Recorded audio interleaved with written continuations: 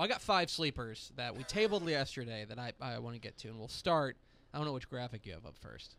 It's same order you gave me, so we're okay. starting with A-Leaf Taylor. A-Leaf Taylor. Down in the Houston area. I really like this Taylor squad. 6-2, and you look at their losses. Clear Creek, unbeaten. Tough team. Unbeaten. Fort Bend Hightower, unbeaten. Yep. So, I mean, and they lost those 2 games. They kind of got smoked by Clear Creek, but they lost to Hightower last week by 3. A lot of teams got smoked by Clear Creek. That's freaking offense is loaded. And beyond that, what I love most about this Taylor team is defense. And they are bend, don't break. They make big plays when it counts. I really like this defense. Of course, they can score. They can do what they need to, when it matters. But I mean, they held Hightower last week, and Nico Hollins at 243 yards.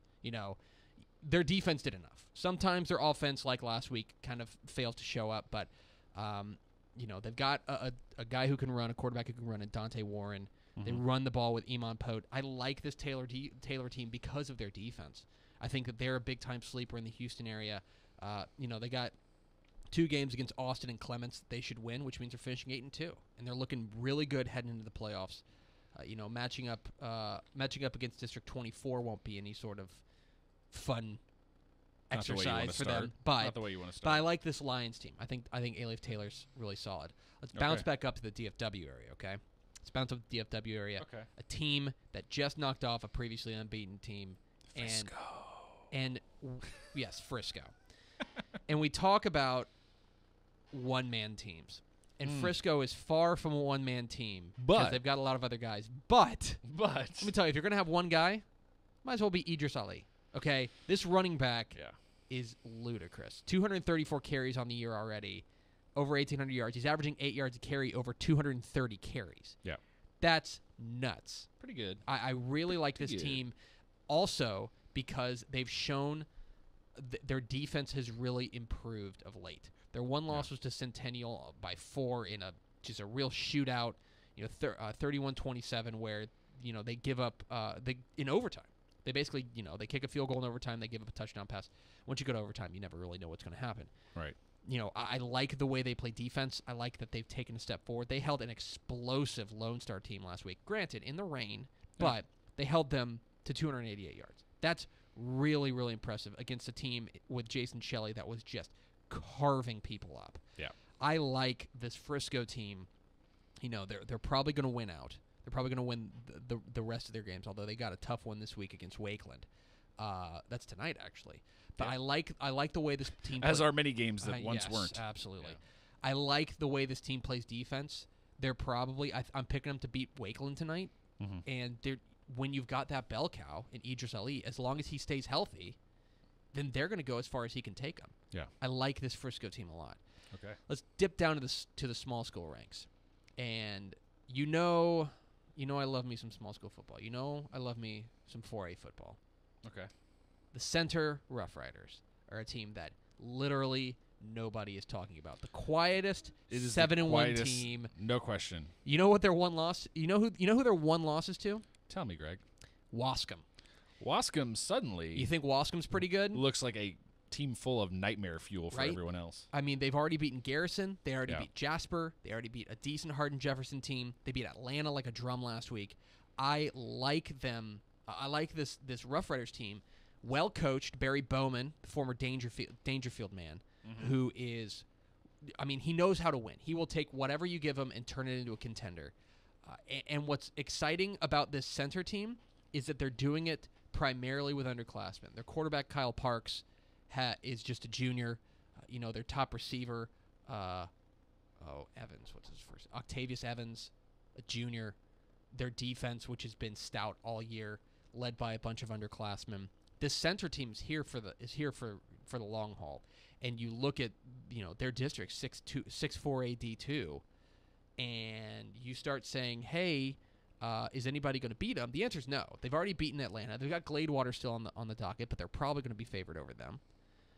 I just think that this center team has a little something, and I'm not sure. I'm not sure. I don't know if I want to go full bore into it because I still think they may be a year away because they are so young.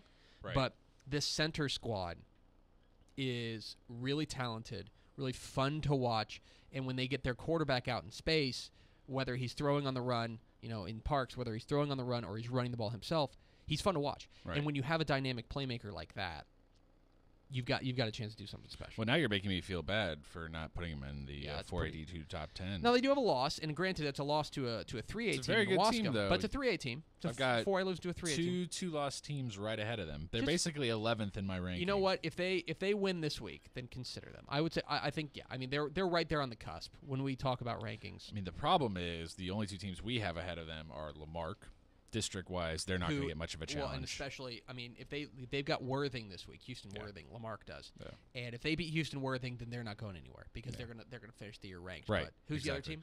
Belleville, 7-2, who's also had. It's a really good team. Yeah, it's a really good Belleville team with 2 good losses. Yeah. The other team, another sleeper.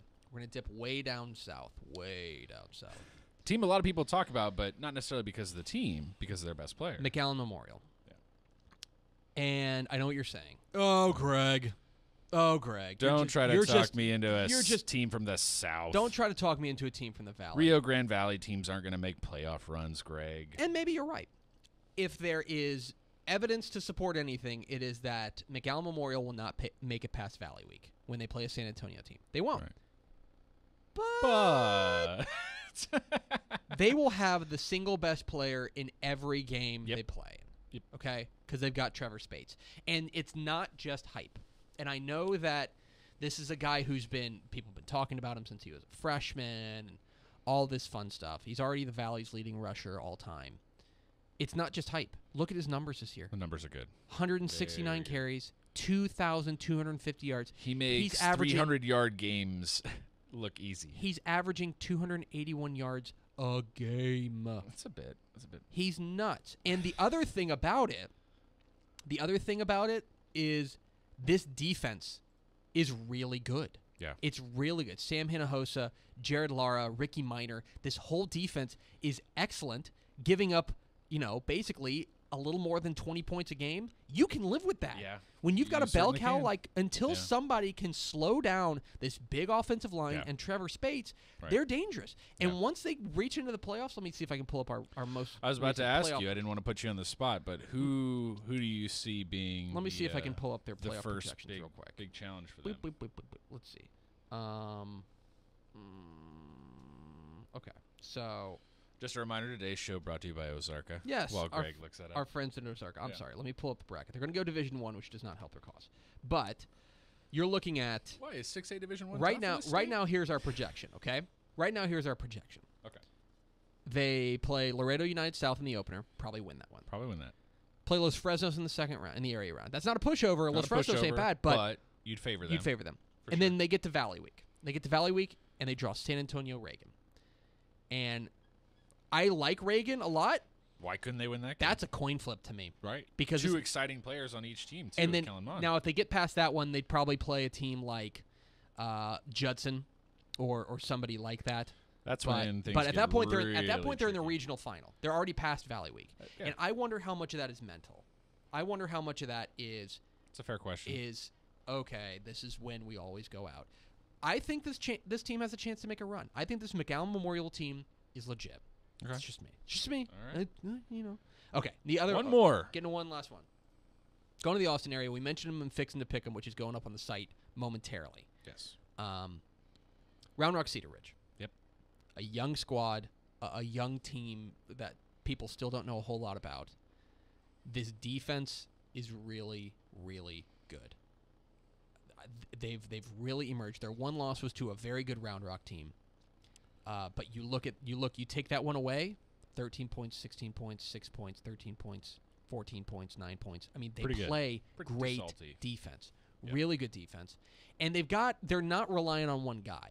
They've got a star in Garrett Sharp, their quarterback. But they can run the ball with CJ Rittenhouse. They can throw it to Eric Wade, Kadarius Daniels. They've got a lot of different weapons that if you want to grind it out and play a running first team game, we can do that. If you want to throw the ball, we can do that. I like the diversity on this team. I think they're well coached with Todd Ford. I just like this. I like the swagger they play with. And let me, since I've already got the projections up, let me look at where we've got them going. Okay, so we would have them playing. Boy, the biggest problem is that they draw 14-6A. They draw 14-6A, and my only objection to your pick as them as a sleeper is, part of the reason they're 7-1 is that pre-district schedule. There's nothing there. Maybe. We're talking about wins over Canyon, San Antonio Johnson, Shoemaker, who you like. I like Shoemaker. Their defense is really good. And McNeil. I know, but so here's my thing for them. If you want to argue, McNeil was district, but still. If you want to argue against them, you would say their path in the playoffs is really tough. And you'd be right. Sure. Because they play Austin Bowie almost certainly in the first round. Not fun. Then they play Klein Collins. That's not fun. And if they get past that, you know who they get? Skyline. Probably.